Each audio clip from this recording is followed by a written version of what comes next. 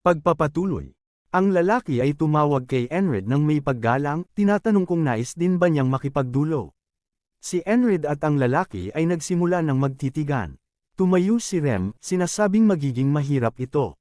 Ipinaliwanag ni Enred na ang border guard ay katumbas ng Aspens Greyhounds, na nangangahulugang ang taong ito ay maaaring kasing lakas ni Mitch. Naisip niya kung ano ang mangyayari kung lalaban siya sa isang tulad nito nang hindi namamatay. Itinutok niya ang kanyang espada sa lalaki, sinasabing lumapit ito. Natuwa ang lalaki, sinasabing hindi siya natatakot habang humaharap sa isang kagaya niya na Special Forces. Matapos siyang panuulin, napagtanto niyang mas interesante si Enred kaysa sa inaasahan niya. Nagsimula namang mag-cheer ang mga tao. Sinisigawan nila si Enred na ipakita ang kapangyarihan ng Spellbreaker at sinasabing ang mga hari ng larangan ng digmaan ay ang infantry. Habang nawawala ang ibang ingay, tinanong ng lalaki kung sila ba'y mga tanga, dahil alam nilang bahagi rin siya ng infantry. Sinabi niya na masyado silang mayabang sa kanilang kamakailang tagumpay, kaya susubukan niyang turuan sila ng leksyon. Naghandang umatake ang lalaki at biglang dumiretso patungo kay Enred. Si Enred naman ay nakatutok, sinusundan ang dulo ng kanyang espada, at nakikita ang eksaktong direksyon ng atake. Bahagya siyang umatras upang maiwasan ang espada at maperi ito. Nagulat ang lalaki, sinasabing ang concentration niya at napakatipid ng galaw ni Enred at hindi niya ito inaasahan. Hinawakan ng lalaki si Enred sa kwelyo at sinubukang ihagis siya, ngunit hinawakan ni Enred ang braso nito at itinaas ang kanyang espada sa itaas ng lalaki. Nangilabot ang lalaki, napagtantong kung hindi siya iiwas, mamamatay siya. Habang itinutulak ni Enred ang kanyang espada pababa, nasaksak niya ang lupa dahil naiwasan ito ng lalaki. Umatras ng kaunti, at ibinalik ang kanyang atake, sumaksak ng buong lakas patungo sa dibdib ni Enred. Sa halip na umiwas, hinawakan ni Enred ang espada gamit ang kanyang mga kamay at tinuhad ang lalaki sa tiyan. Nanambalik ang balanse habang muling naghahanda ang dalawa. Umatake muli ang lalaki habang si Enred naman ay kumuha ng maliit na patalim mula sa kanyang vest. Sinimulan nilang magsabayan sumaksak sa ulo ng isa't isa, ngunit biglang lumitaw ang Ferry Commander at pinigilan ang kanilang mga espada. Isang strike lang, sabi niya sa kanila. Sapat na iyon, dahil kung magpatuloy pa sila, magpapapatayan na sila. Pagod na si Enred pati na rin ang kalaban niya. Biglang sumulpot si Jackson sa likod niya at handang patayin ito. Sa totoo lang, hindi lang siya kundi lahat ng squad members ay naroon na. Sabi ni Rem, tingnan mo ang swerteng gago na ito. Sinabi ng lalaki na huwag silang masyadong ma-excite dahil isang duelo lang ito. Sabi niya, muntik na siyang tamaan nang mawalan siya ng tanaw sa galaw ni Enred, at inisip kung ano ang mangyayari kung nagtuloy-tuloy sila hanggang sa dulo. Dagdag pa niya, mahusay siyang makipaglaban at nagtataka ito kung si Enred ba ang dating kilala ng lahat. Sinabi ng lalaki na wala siyang inaasahan bagay sa kanya, pero hindi niya maitatangging kinikilala niya si Enred. Ipinakilala niya ang sarili bilang si Torres, isang platoon commander ng Border Guards. Ipinakilala rin ni Enred ang sarili habang nagkamayan sila. Nagulat ang mga tao nang marinig na si Torres ay isang platoon commander, nangangahulugang nakipaglaban siya sa isang espesyal na ranggong sundalo. Ngayon, nangangahulugan ito na si Enred ay hindi bababa sa isang high-rank na sundalo, kaya't nagsimula silang magbigay ng respeto sa kanya. Tiningnan ni Enred ang mga tao na nag-cheer para sa kanya at itinaas ang kanyang kamay, tila binabaliwala ito. Sinabi ni Torres, na gusto niya ang reaksyon ni Enred at nagsabing magkikita sila ulit, tinawag siyang isang mataas na ranggong sundalo. Sabi ni Enred, sa puntong ito, isang hakbang na lang ay malapit na siya. Sa labas ng bayan, sa loob ng barracks, may isang lalaki na pilit na niyayaya si Enred na sumali sa kanyang kumpanya. Ipinakilala ang sarili bilang si Graham, ang unang commander ng heavy armored infantry na tinatawag na The Turtles. Sabi ni Enred na ito na ang pangatlong beses niyang may mag-alok sa kanya, marahil dahil sa ranggo ni Enred o sa papel na ginampanan niya sa pagbasag ng spell. Kung tatanggapin niya ang alok, magiging miyembro siya ng elite sa military. Bagamat maganda ang alok, ayaw niya ito kaya't yumuko siya at humingi ng paumanhin kay Graham. Sinabi ni Graham na kung tungkol ito sa ika-4 na commander ng kumpanya, kakausapin niya ito. Pero sagot ni Enred, hindi iyon ang dahilan. Sinabi ng lalaki na mukhang hindi talaga siya apektado, ngunit alam niyang nais pa rin niyang makuha si Enred sa kanyang panig. Tinanong ni Enred kung gusto ba niya si Rem, at sagot ng lalaki, ayaw niya ng isang bastardong baliw sa kanyang kumpanya. Sinabi niya na nakaligtas siya sa huling labanan salamat kay Enred at dapat niyang panatilihin ito. Tinanong ni Chris kung bakit niya tinatanggihan ang lahat, sinasabing sa ngayon maganda ang trato sa kanya kahit saan siya pumunta. Habang nagpapaliwanag si Enred, may dumating na iba. Nang lumingon sila para tingnan kung sino ito, si Torres pala. Tinanong ni Torres si Enred kung kumusta na siya. Sinabi niyang magiging diretsahan siya at nais niyang sumali si Enred sa border guards. Sinabi ni Enred na ang border guards ay direktang nasa utos ng corona, at mas maganda ang alok na ito kaysa sa alok ng turtles. Sinabi ni Rem na ito ang isang bagay na pinapangarap lang ni Enred noon, at kahit tanggihan niya ang ibang alok, magiging tanga siya kung tatanggihan niya ito. Sinabi ni Torres na napagtanto niya ito nang magpalitan sila ng mga atake, nais niya ng mas mahirap na laban. Dagdag pa niya, kung sasama si Enred sa kanya, bibigyan niya ito ng matinding pagsasanay at kakaibang hamon, kaya maaabot niya ang kanyang buong potensyal. Iniisip ni Rem na tapos na ang usapan, pati na rin sina Ragna at ang iba pa, dahil tanggap na nila ang alok. Ngunit naghintay si Enred ng ilang sandali at sinabi, kung pinag-uusapan ang walang katapusang matinding pagsasanay, wala nang mas hihigit pa sa kung nasaan siya ngayon. Dagdag pa niya, ang nais niya ay hindi maabot ang kanyang buong potensyal kundi ganap na lampasan ito. Hindi ako sasali sa border guards dahil baka matulad lang ako kay Jon Stark sa Game of Thrones, joke lang mga lods. Makalipas ang ilang sandali, nanginginig si Rem sa kama, sinasabing napakalamig at sana ay malabanan niya ito gamit ang kanyang palakol. Tinanong niya si Enred kung saan ito pupunta, sinasabing kumuha siya ng maiinit na bato para sa kanya. Sinabi ni Enred sa isip niya na matapos ang laban, wala nang silbi si Rem. Sinabi ni Oden na iinit ang pakiramdam ni Rem kung gagalaw ito at dapat sumama sa labas para mag-ensayo. Sumigaw si Rem, sinasabing papatayin niya si Oden. Tinanong ni Oden si Enred kung gusto niyang mag-ensayo kasama niya, sinasabing matutunaw nito ang nanigas niyang mga kalamnan. Sinabi ni Enred na kailangan niyang mag-duty ngayon at gagawin niya ito pagbalik niya. Paalala ni Rem na bumili ng maiinit na bato. Habang umaalis si Enred, sinabi niyang biglang dumating ang taglamig. Lumipat ang eksena sa isang tindahan sa palengke. Sinabi ni Enred na ang layunin ng border guards ay lumaban sa digmaan, ngunit dahil sa kakulangan sa labanan, nagpapatrol sila sa mga kalsada upang panatilihing ligtas ang lungsod. Ipinakilala siya sa dalawang tao na sina Jack at Bo, at sila ang magiging koponan niya sa araw na iyon.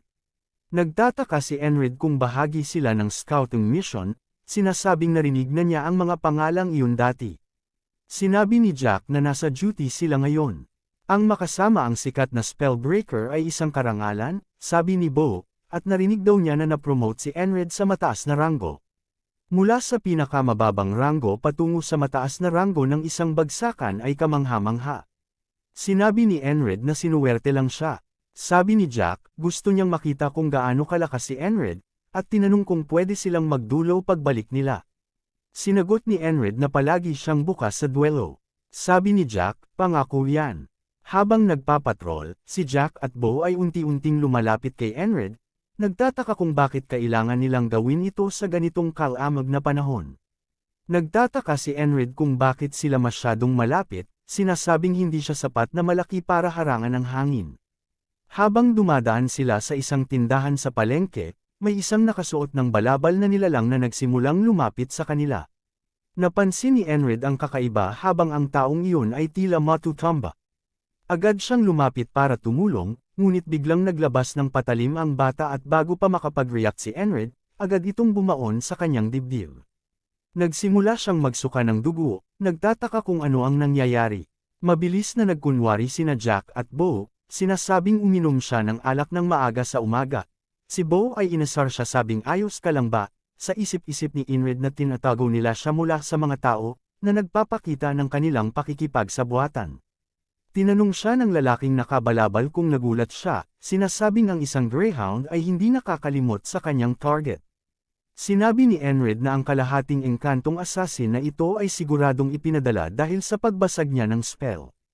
Hinugot ng assassin ang patalim mula sa dibdib ni Enred, dahilan para bumagsak siya sa kanyang mga tuhod.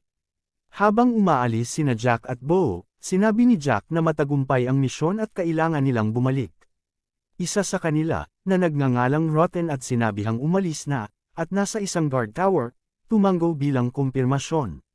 Naalala ni Enred kung sino sila ang mga sugatang sundalo mula sa recon mission ayon kay Craze, at ginamit nila ang pagkakataon upang makipag-ugnayan sa Aspen. Habang bumabagsak si Enred sa lupa, sinabi niyang ito ay apat na laban sa isa at magiging mahirap ito. Isang babae ang nakakita sa kanya sa kalsada, at nanlaki ang mga mata niya, sumisigaw habang ang dugo ni Enred ay patuloy na dumadaloy. Sinabi ni Enred na magiging interesante ito. Biglang dumilat ang kanyang mga mata, gising na gising, at sinabing, "Magandang umaga." Tinanong siya ni Rem kung anong problema niya, at sinagot ni Enred na wala, gusto lang niyang simulan ang araw ng puno ng enerhiya. Muling pinaalala ni Rem sa squad leader habang sumisigaw na bumili siya ng maiinit na bato.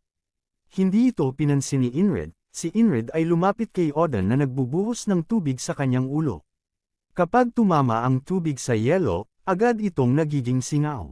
Tinanong ni Odin kung ano ang kailangan ng isang leader ng squad. Sinabi ni Enred na nabanggit ni Odin ang isang pamamaraan tungkol sa pag-init ng katawan. Sinabi ni Odin na tinatawag itong bare body training, at mahalaga ito para mapanatili ang lakas sa malamig na panahon, at pinapayagan siya nitong maging handa ang katawan para sa anumang sitwasyon. Sinabi ni Enred na turuan siya, dahil nakita niya ang punyal na hinugot ngunit hindi siya nakapag-react dahil hindi handa ang kanyang katawan, parang nanigas siya sa lamig. Inutusan siya ni Odin na mag-stretch at sa isip niya, sinabi na dapat niyang mapansin ang mga bagay tulad ng nakita niya kay Jack at Bo na lumapit sa kanya at unahin silang pabagsakin, ngunit hindi dapat masyadong maaga dahil baka tumakas ang assassin. Sinabi ni Odin na malulungkot ang kanyang mga kalamnan kung hindi niya ito kayang gawin. Sumagot si Enred na sumisigaw na ang kanyang katawan. Pinakilala muli si Jack at Bo kay Enred, at sinabi niyang ikinagagalak niyang makilala sila. Tinanong nila siya kung nilalamig siya, dahil wala siyang balabal, ngunit sinabi niya na nag-eensayo lang siya. Unti-unti nilang nilapitan si Enred, ngunit ipinakita niyang nasa pinakamainam na kondisyon ang kanyang katawan, salamat kay Odin. Ngayon na ang tamang oras para lumabas ang assassin. Nakita ni Enred ang assassin sa gitna ng karamihan, at tulad ng nasa oras, lumitaw ito sa kaunting distansya. Bigla niyang tinaas ang kanyang mga kamay at pabalik na hinampas si Jack sa mukha, ngunit nakaiwas si Bo sa ilalim nito. Tinanong ni Bo kung paano niya ito napansin at hinugot ang kanyang espada. Nakita ni Enred ang assassin at naisip niyang sisilike ito o tatakbo. Hinugot niya ang kanyang mga armas at kailangang harapin ang dalawa ng mabilis. Nagbato ng kung anuman ang assassin sa kanya na may nakakabinging tunog. Nagtaka si Enred kung ano ang tunog, ngunit huli na dahil bumaon na ang dagger sa kanyang dibdib. Napatingin siya sa sugat ng naguguluhan, dahil napakabilis ng pangyayari na hindi niya ito nakita. Hindi lang iyon, kundi dahil sa layo ng assassin at sa dami ng tao, napaka-eksakto ng kanyang tama. Sinabi ng assassin na ang isang greyhound ay hindi kailanman nakakalimutan ang kanyang target. Sinabi ni Enred na tumama ang dagger sa kanyang puso bago pa niya ito mapansin. Habang lumilipad sa ere ang punyal, napagtanto ni Enred na ito ay mas mabilis pa sa tunog. Ang parehong babae mula kanina ay sumigaw na may taong namatay doon.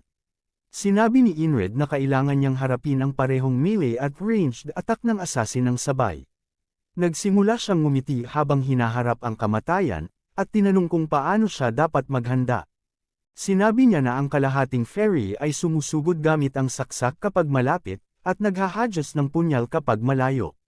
Hindi mahirap intindihin ito dahil ang istilong ito ay medyo simple. Patuloy niyang ginawa ang kanyang stretching. Binanggit ni Enred ang kamatayan. Tinanong siya ni Odin kung tinatakot ba siya nito habang nakaupo sa kanyang likod. Ngunit sinabi ni Enred na hindi, iniisip niya ng totoo na mamamatay siya. Dumating si Ragna at tinanong kung torture training ba ang ginagawa niya, habang tumatawa si Rem at nagtanong kung ganoon ba talaga kahirap. Sinabi ni Enred kay Rem na lumapit at ipinangakong ituturo niya kung paano ito gawin. Pumasok si Jackson at sinabi na siya na ang naka-duty. Nakita niya silang lahat na nag-stretch at nahihirapan, maliban kay Oden na tumatawa at sinabing ito ang kanyang teritoryo kaya dapat silang lumayo rito. Napakunot noo si Jackson, at tinanong ni Inrid kung ano ang problema sa kanyang mukha, sinabing nag-e-ensayo lamang sila. Nagsimula na si Inrid, habang nagdodrawing sa lupa, sinabi ni Inrid na kailangan niyang makahanap ng paraan para harangin ang punyal na itatapon. Sinabi niyang ang bilis at katumpakan nito ay hindi katulad ng ibang mga punyal, at kakaiba rin ang hugis nito. Tinanong siya ni Jackson kung iyan ba ang tinatawag na whistle dagger. Nagulat si Inrid at tinanong kung iyon nga ang tawag dito. Sinabi ni Jackson na tinawag itong ganoon dahil sa tunog na ginagawa nito kapag inihahagis. Kung magagamit ng maayos, hindi malalaman ng target kung ano ang tumama sa kanila, kaya't mas mabuting manatiling malayo sa bagay na ito.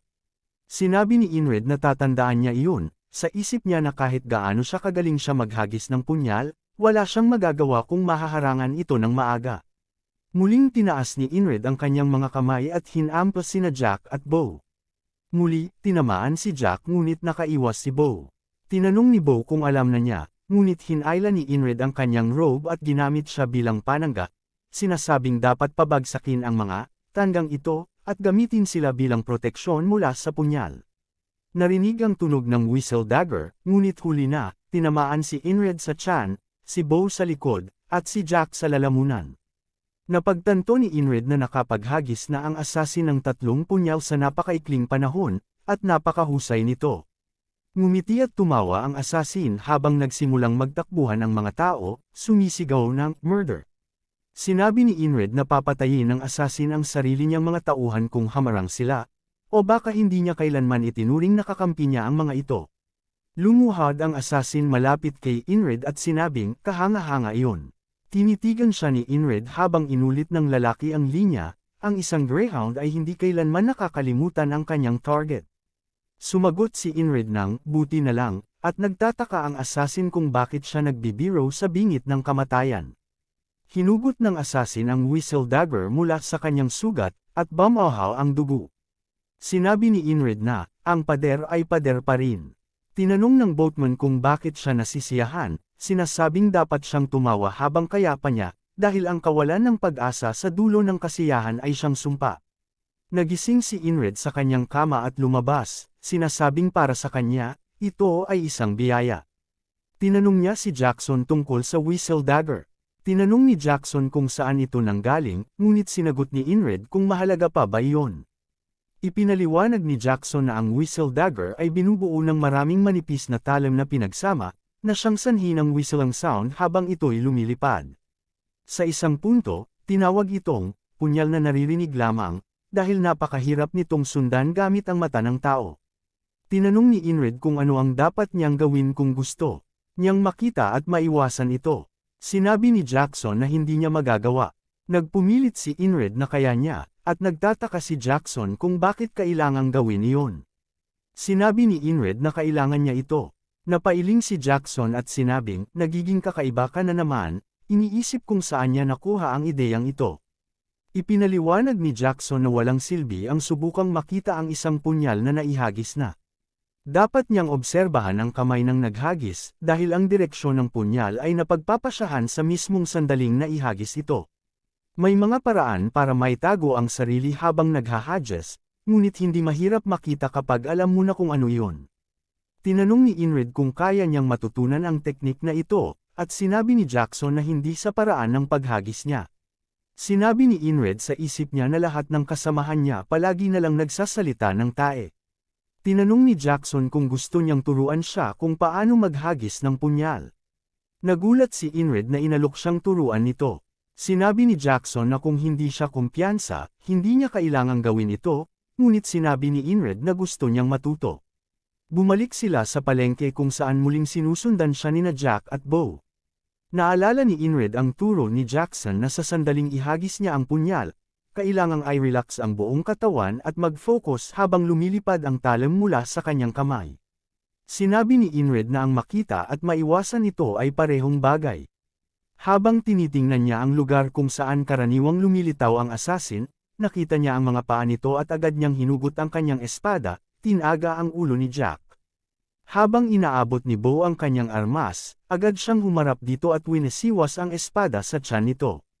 Ang babaeng laging nakakakita ng kanyang pagkamatay ay sumigaw, sinasabing may nangyaring pagpatay. Bumagsak sina Jack at Bo sa sahig.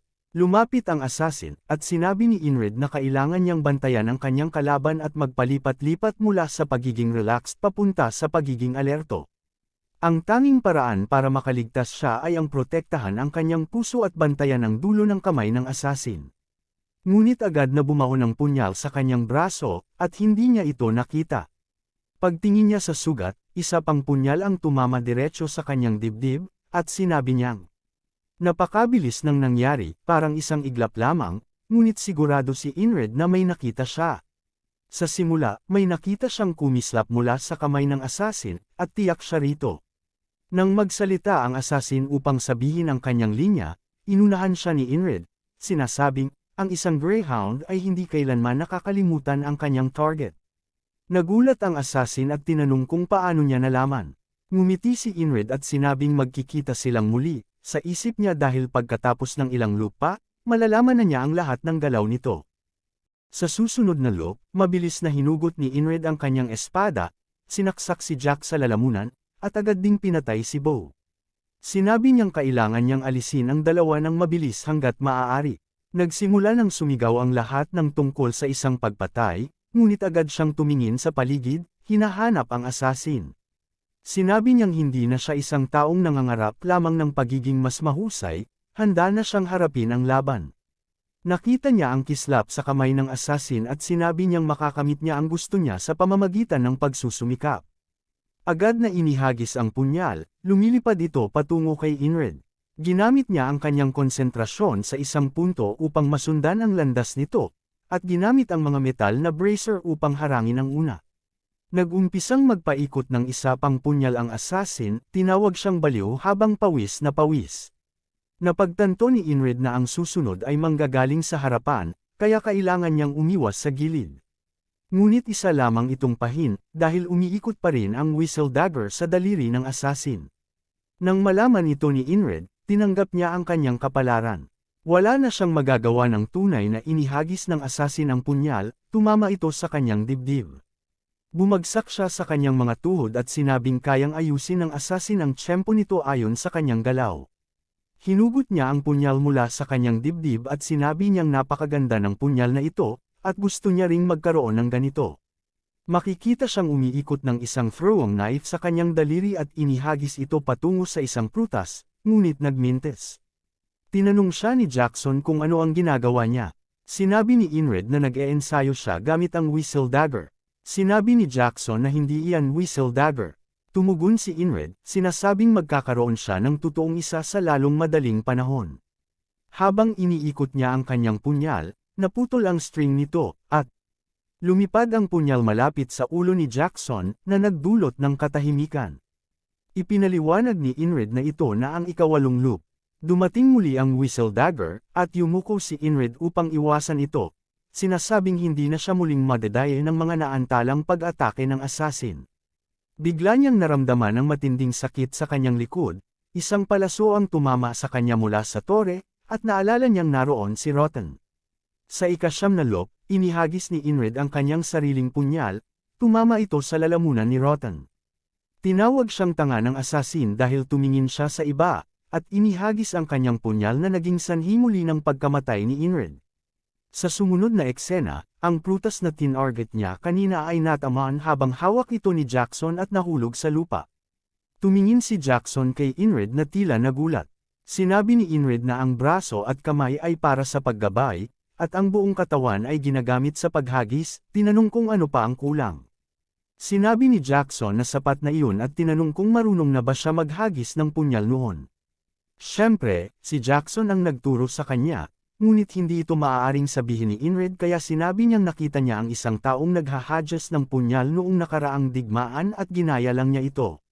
Nagtaka si Jackson kung isa ba siyang nakatagong henyo o ano paman, at tinanong kung narinig na niya ang throwing blade technique.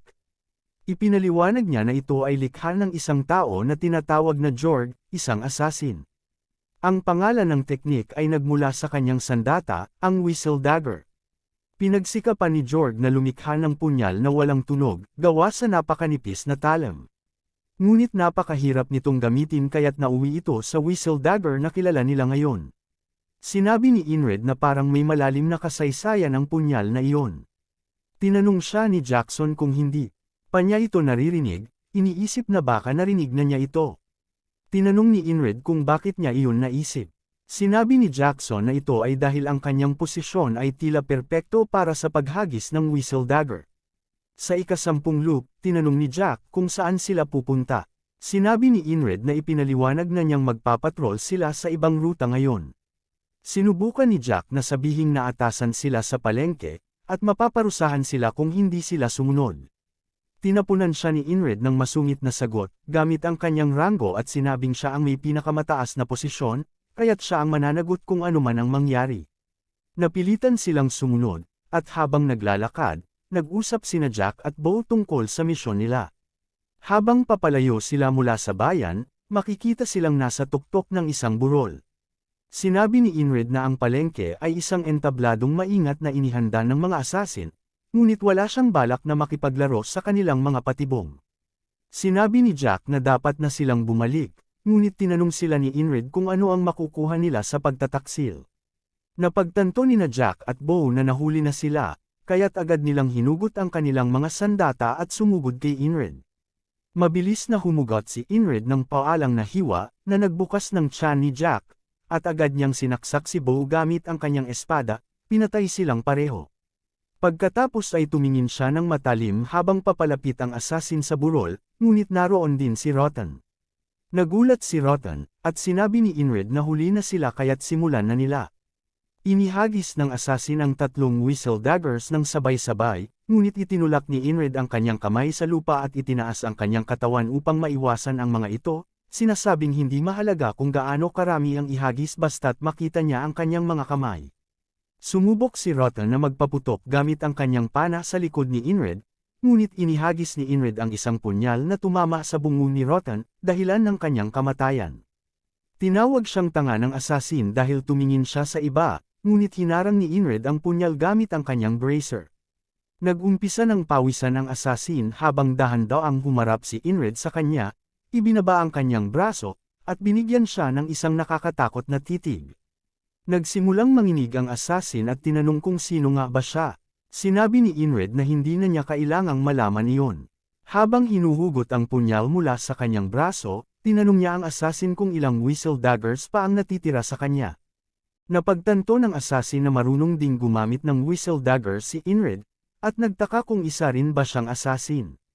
Sinabi niya kay Inred na mayroon pa siyang 2. Sinabi ni Inred na naiinggit siya dahil isa lang ang meron siya. Tumugon ang asasin, sinasabing matindi ang loob ni Inred na magbiro sa ganitong sitwasyon at natiyak siyang patay na si Inred oras na ihagis niya ang nag-iisang punyal na meron siya. Sinabi ni Inred na may isang paraan lang para malaman iyon, at malalaman nila kapag naglaban na sila ng asasin. Sa isip niya, maaaring maitago ng asasin ang kanyang mga kamay, ngunit hindi nito maitago ang buong braso. Nagsimulang mag-concentrate si Inred, iniisip na kung pagbibigyan niya ng pansin ang poster nito, iyon ang magiging susi. Ang susi sa pag-iwas sa mga punyal ay nasa pag-obserbo ng galaw ng braso. Sa eksaktong oras, lumitaw ang braso ng asasin habang umiikot ang punyal sa kanyang kamay. Napagtanto ni Inred na 2 ang hawak ng asasin sabay-sabay. Inihagis ng asasin ang mga ito, ngunit madali itong naiwasan ni Inred. Gumanti siya gamit ang sarili niyang punyal, na naiwasan naman ng asasin ngunit nahuli ang kanyang kapa. Nanatili si Inred na nakatutok sa asasin, sinasabing sigurado siyang marami pang punyal ito. Nakita niya ang mga punyal sa kamay ng asasin, na nagpapatunay sa kanyang hinala. Itinaas din ni Inred ang kanyang punyal, na ikinagulat ng asasin dahil inakala nitong isa lang ang meron si Inred. Naiwasan ni Inred ang Whistle Daggers ng asasin at inihagis ang kanya, na halos naiwasan din ng asasin. Sinabi ng asasin na nagsinungaling siya, sabay bunot ng espada at tinawag na bastardo si Inred. Tumugon si Inred na ginawa rin ng asasin ang parehong bagay at ito ay isang bagong estilo na hindi pa niya nakita. Inisip niya na walang patakaran na nagsasabing ang mga assassin ay dapat gumamit lamang ng long-range na mga pag-atake. Biglang sumugod ang assassin sa mababang posisyon, na itinulak ang kanyang espada pasulong. Sinabi ni Inred na hindi mahalaga ito habang iniiwasan niya ang pag-atake at hinawakan ang pulso ng assassin. Napagtanto ng assassin na nasa malaking gulo siya habang hinihila siya ni Inred papalapit. Itinaas ni Inred ang kanyang espada, sinasabing ito na ang katapusan, at ibinagsak ito, tinamaan ang kalahati ng bungo ng assassin pababa sa kanyang dibdib. Hingal na hingal si Inred habang binunot ang kanyang espada, at bumagsak ang katawan ng assassin. Sinabi niya na inabot siya ng 10 subok bago niya nalampasan ang pader na ito. Huminga siya ng malalim at tumangala, sinasabing ang paulit-ulit na labang ito, pagkatalo, pagpapalakas, at sa huli ay tagumpay, ay sobrang nakakaadik. Napansin niya ang katawan ng assassin at inisip kung may natitira pang whistle daggers ito. Sinimulan niyang halughugin ang damit ng assassin at nakakita ng ilan sa kanyang dibdib. Kinuha niya ang mga ito at dinala pabalik sa tirahan ng commander. Sa tirahan ng commander, narinig ang ferry commander na nagtanong kung muntik na siyang ma-assassinate. Ngunit sinabi niyang inaasahan na niya iyon at inakay sila palayo. Ipinaliwanag ni Inred na nagkataon lang iyon, habang kita ang mga whistle daggers sa kanyang dibdib. Sinabi ng ferry commander na hindi siya kumbinsido. Tinatanong kung nagkataon din na nakalaban niya ang 4 na tao at nagkaroon lang ng maliit na gasgas. Sinabi niya na nasa kanyang panig ang Diyosa ng swerte, pero tinitigan siya ng ferry commander na puno ng hinala, habang sinusubukan niyang huwag makipag-eye contact. Sinabi nito na bumalik na siya sa kanyang pwesto. Habang papunta sa mga kasamahan niya, binuksan niya ang pintuan at sinalubong siya ng isang palakol na halos tumama sa mukha niya. Umiwas siya dito at nagulat si Rem na naiwasan niya. Ang biglaang pag-atake. Sinabi ni Inred kung nabaliw ba si Rem dahil muntik na siyang mapatay. Sagot ni Rem, may mga assassin na sumusubok sa kanya, kaya kailangan niyang magpatuloy sa pag-ensayo. Ibinato ni Inred ang isang mainit na bato at sinabing kainin ito. Nasalo ni Rem gamit ang kanyang mga kamay at biglang napasigaw ng mapagtantong mainit nga ito. Ang palakol naman ay bahagyang tumama sa buhok ni Inred, kaya tinanong niya si Chris kung magkano ang gupit. Nagsimula silang magtawaran habang si Rem ay nagwawala pa rin tungkol sa bato. Nagkasundo sila sa 8 copper, at nakita silang nasa labas na habang ginugupitan ni Chris si Inred. Tinanong ni Inred kung pwedeng makakuha ng discount bilang kasamahan sa grupo, pero sinabi ni Chris na magpagupit na lang siya sa lungsod kung hindi niya gusto. Sinabi naman ni Inred na hindi niya gagawin iyon, dahil pangit ang mga barberos sa lungsod. Nagsimula ng umulan ng nyebe, at tumingin si Chris sa langit, sinasabing malamig na talaga ngayon. Tinawag ni Rem ang nyebe na, pulbos ng demonyo, samantalang si Odin ay tinawag itong, pagsubok mula sa Diyos. Sinuportahan ito ni Ragna, habang tahimik lang si Jackson. Nagtaka si Inred kung bakit silang lahat ay nandito, pero halata naman na nandoon sila para protektahan siya. Inisip niya kung paano nakapasok ang assassin sa border guard at naisip din kung sina Jack, Bo, at Rotten ay tiwali na bago pa man sumali o pagkatapos. Sinabi niya na maaaring may iba pang kasabwat. Tinanong niya si Chris kung kilala niya ang 3 namatay at kung saan sila nanggaling. Sinabi ni Chris na si Jack ay conscripted matapos mahuling nagnanakaw ng pitaka, si Bo naman ay nag-insulto ng isang maharlika, na pinuri ni Rem at lihim ding sinang-ayunan ni Inred, at si Rotten ay isang dating mersenaryo bayarang sundalo para sa isang nabigong merchant association. Lahat sila ay sumali noong nakaraang taon. Dagdag pa ni Chris, sa tingin niya ay dati silang magkakasama sa iisang guild. Napagtanto ni Inred na base sa mga impormasyong ito, may isang tao na maaaring. Ang unang bagay na naiisip niya ay ang Thieves Guild sa Skyrim. Sinabi niya na ito ay isang guild sa pangalan lang, na pugad ng mga kriminal. Ang isang miyembro ng Thieves Guild ay tiyak na alam ang mga pasikot-sikot ng lungsod, kaya't may kabuluhan na tanungin niya si Jackson kung may alam ito tungkol sa Thieves Guild. Tinanong ni Jackson kung bakit siya nagtatanong, at sinabi ni Inred na naisip niyang baka may alam siya, at tinanong kung wala nga ba. Sinabi ni Jackson na masyado siyang nagiging bukas, pero sinabi niya rin ang nalalaman.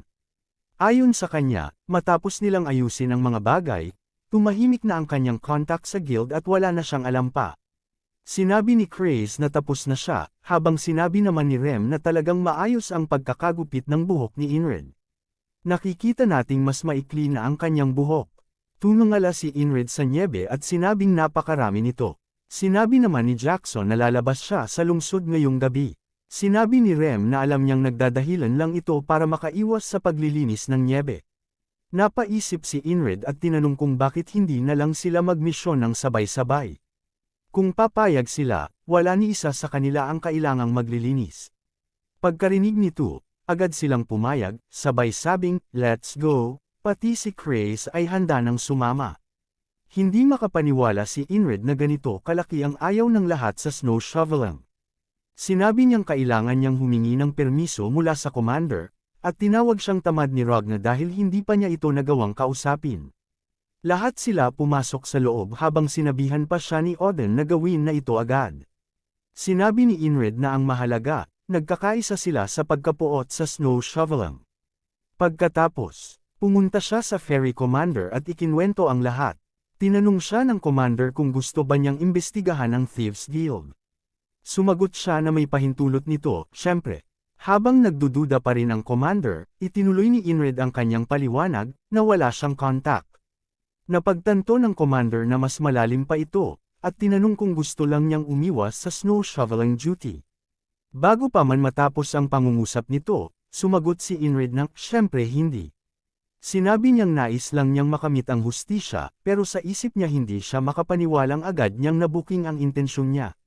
At dito na nagtatapos ang episode. Sana'y nagustuhan niyo mga lods. Salamat sa panunood. Kung bago ka pa lang ay huwag kalimutang mag-subscribe para update ka sa susunod na episode. Maraming salamat na rin sa'yo, kita kits. Abangan!